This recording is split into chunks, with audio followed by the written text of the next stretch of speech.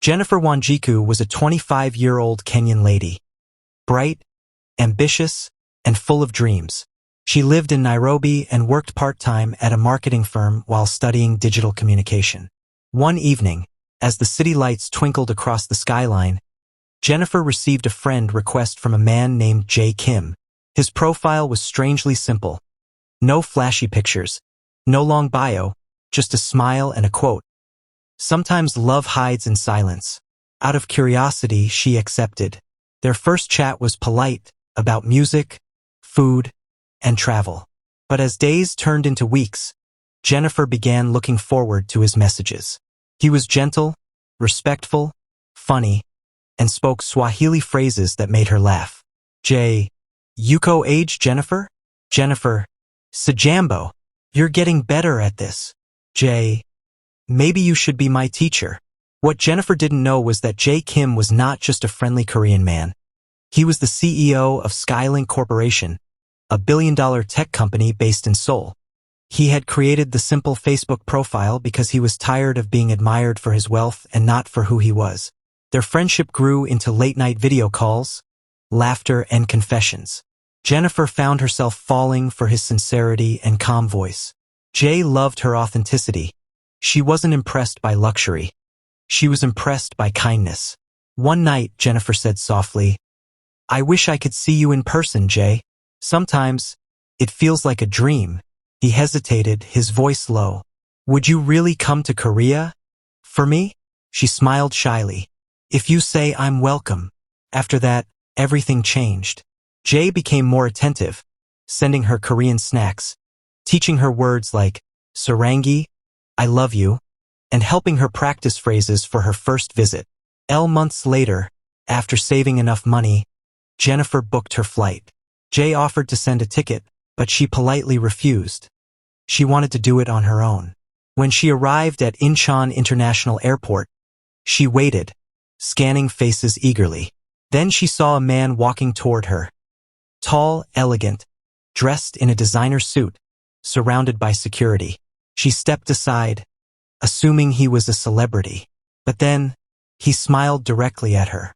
"Jennifer," he said softly. "You came." Her heart skipped. "Jay?" He nodded.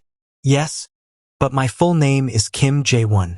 I'm the CEO of Skylink." Jennifer froze. She had seen his face before, on business news, on Forbes, on social media. Her Jay was that billionaire everyone talked about. Tears welled in her eyes, not from anger, but confusion. "Why didn't you tell me?" she whispered. "Because," he said gently, taking her hand, "I wanted you to love me as Jay, not as CEO Kim." The following days were magical. He took her to Namsan Tower, Gyeongbokgung Palace, and the bustling streets of Myeongdong. Everywhere they went, he shielded her from paparazzi, always walking hand in hand. One night, he brought her to his penthouse overlooking the Han River. As they stood by the glass wall watching the city lights shimmer, Jay turned to her. "Jennifer, before I met you, my world was all business and pressure. You brought me peace, something no money could buy." Jennifer's eyes glistened. "And you made me believe love can be real, even through a screen." He leaned closer, whispering, "Then let me make it real." Their lips met softly, a kiss that erased every doubt and distance between Kenya and Korea. Weeks passed, and Jennifer adjusted to life in Seoul. She met Jay's board members, who were stunned to see their cold boss smiling like a teenager. The media eventually discovered her, calling her the African woman who melted Korea's richest heart. Jay didn't care. He stood before cameras one evening during a charity gala and declared, "This is Jennifer, the woman who taught me that love is not about what you own, but who you are." Their love blossomed. Jennifer introduced African designs to Skylink's global charity line, promoting cultural fusion. Together, they launched education programs linking Kenya and Korea, connecting hearts and nations. A year later, Jay proposed to her at the same spot they first met in person, the airport. He knelt amid rose petals and whispered, "You came to find a stranger, but I found mine forever." Jennifer's tears fell as she said yes. From Nairobi to Seoul, Their love became a legend, proof that when hearts are true, even oceans can't keep them apart.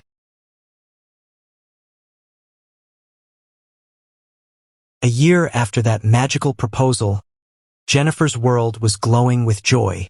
Her life had completely transformed. From a Nairobi girl with big dreams to the fiancée of Korea's most admired billionaire. Yet she remained humble, still cooking ugali and sukuma wiki in Jay's luxury kitchen and teaching him Swahili phrases that made him laugh until he cried. Jay, say this, nakapenda sana, mpenzi wangu. Naku, penda, sana mpenzi? She giggled, correcting him. Not mpenzi mpenzi. Ah, he smiled, pulling her close. Then teach me again slowly. When the wedding plans began, Jay surprised Jennifer. He didn't want a typical billionaire wedding in Seoul's grand hotels. Let's start from where your heart belongs, he said softly. Kenya. So they planned a dual wedding. One in Nairobi to honor Jennifer's roots, and another in Seoul to celebrate their new life together. The Nairobi wedding was breathtaking. The ceremony took place at a lush garden resort overlooking the Ngong Hills.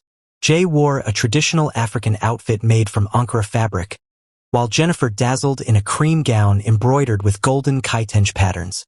The guests gasped when Jay danced to a Swahili love song, guided by Jennifer's cousins.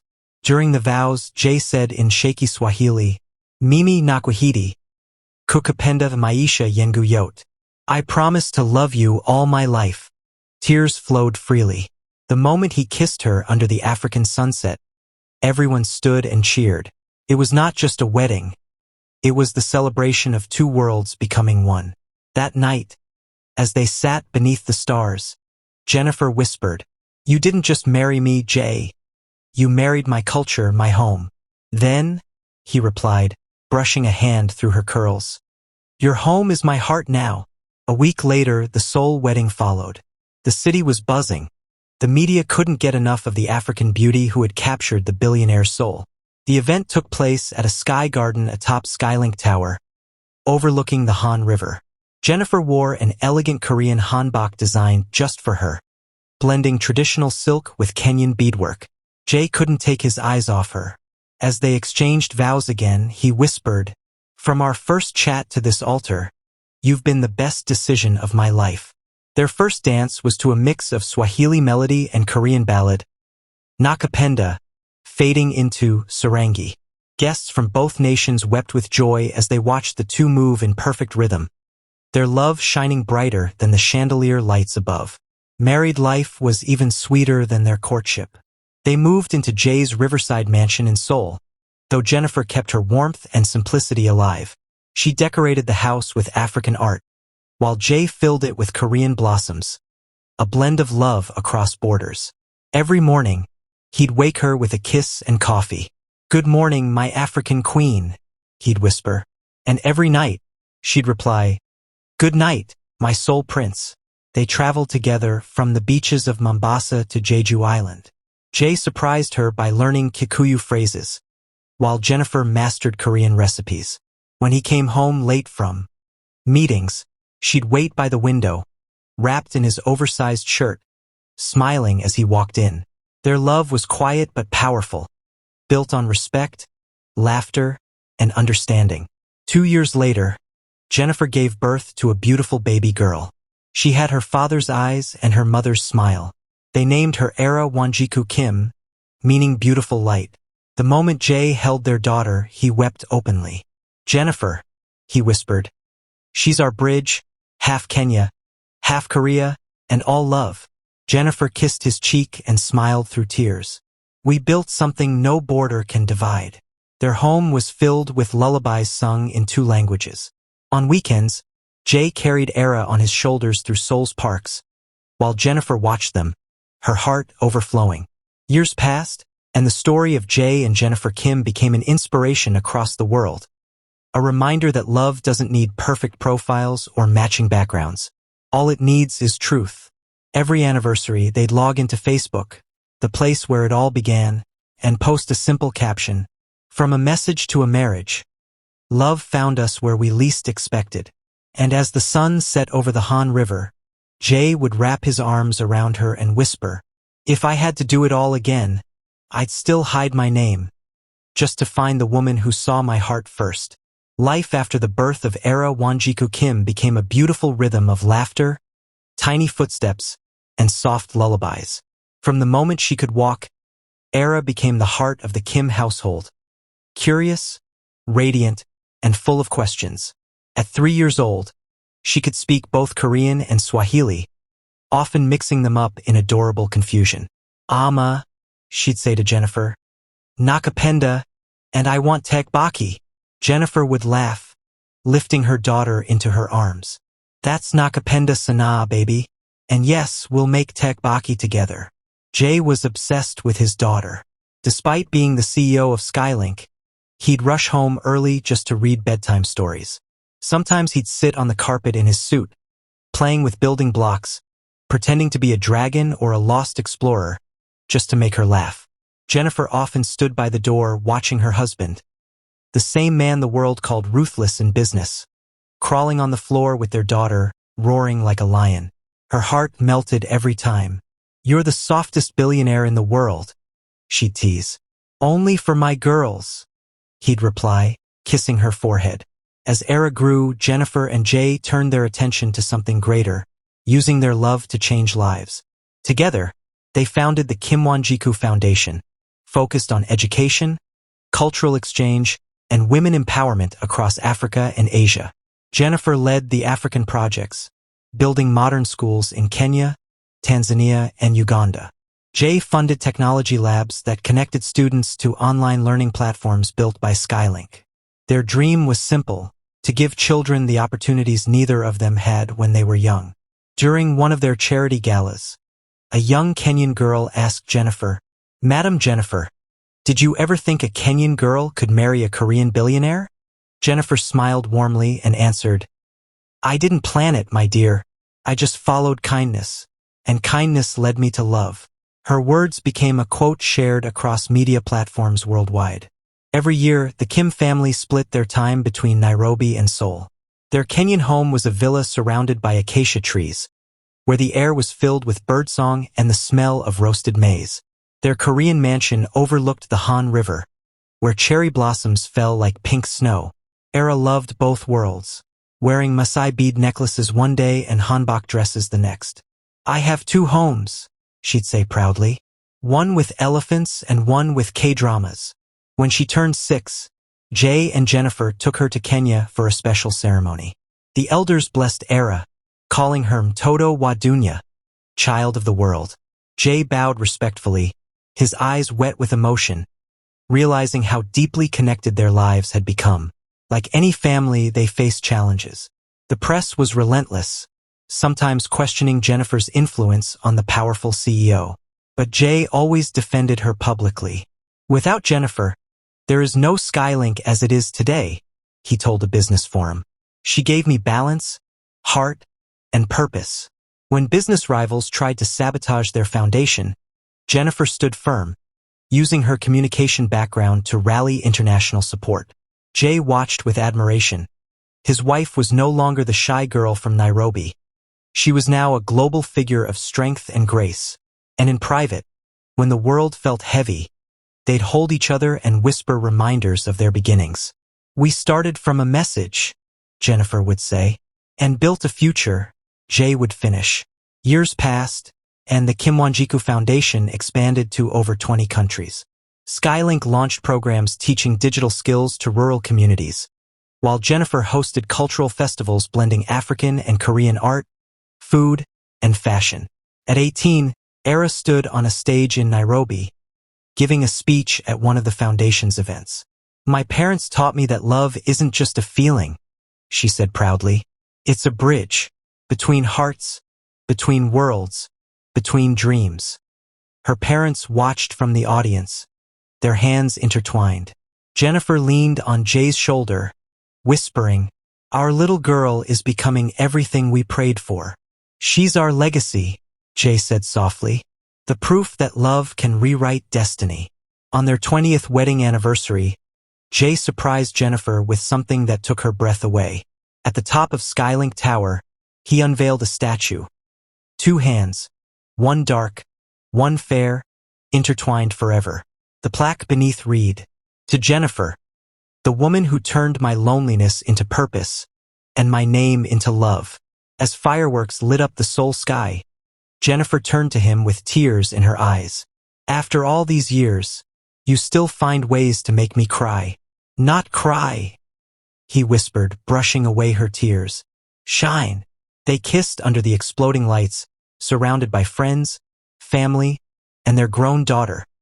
The perfect symbol of two worlds united not by wealth or fame, but by something far greater.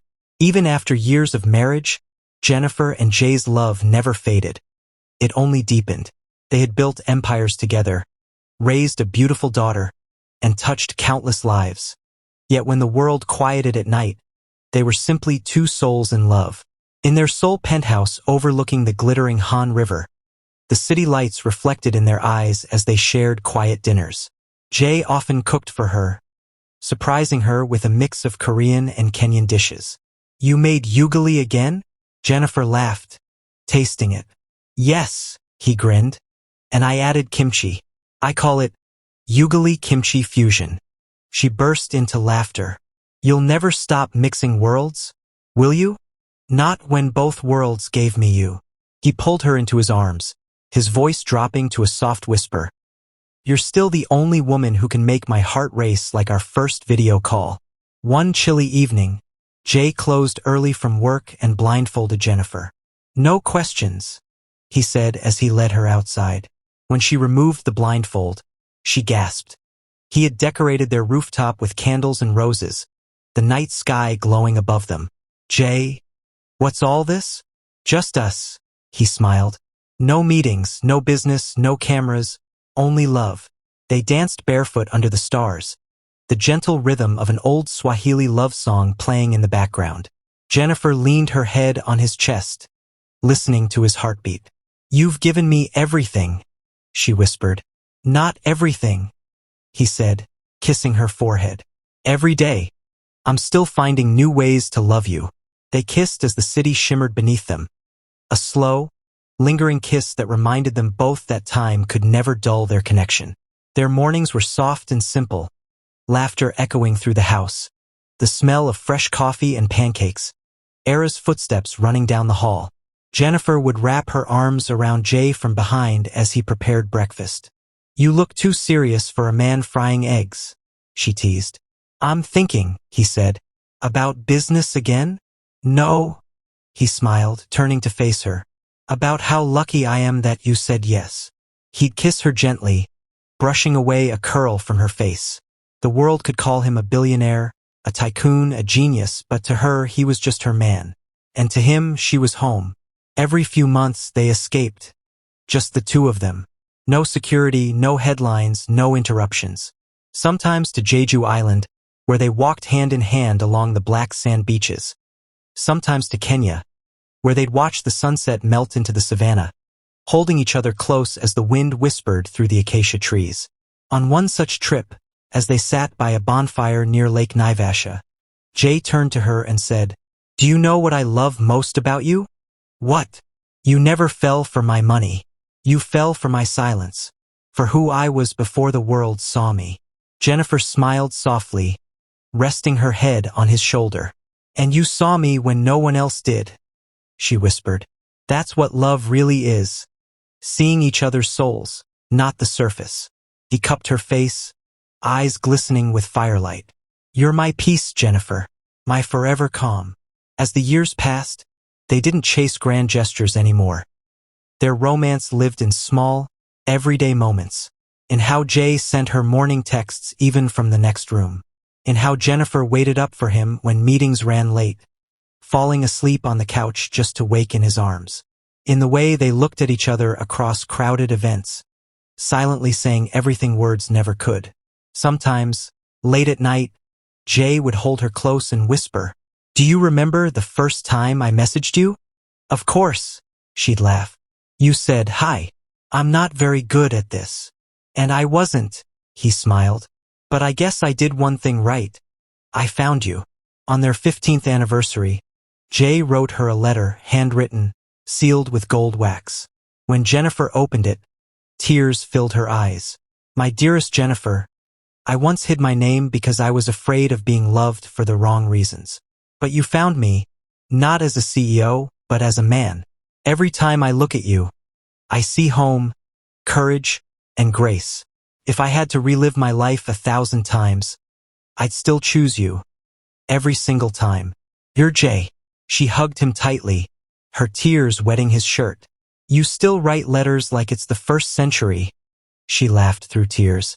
Maybe because my love for you is timeless, he replied. That night, they watched the moonlight reflect on the river, her head resting on his chest as he traced lazy circles on her skin.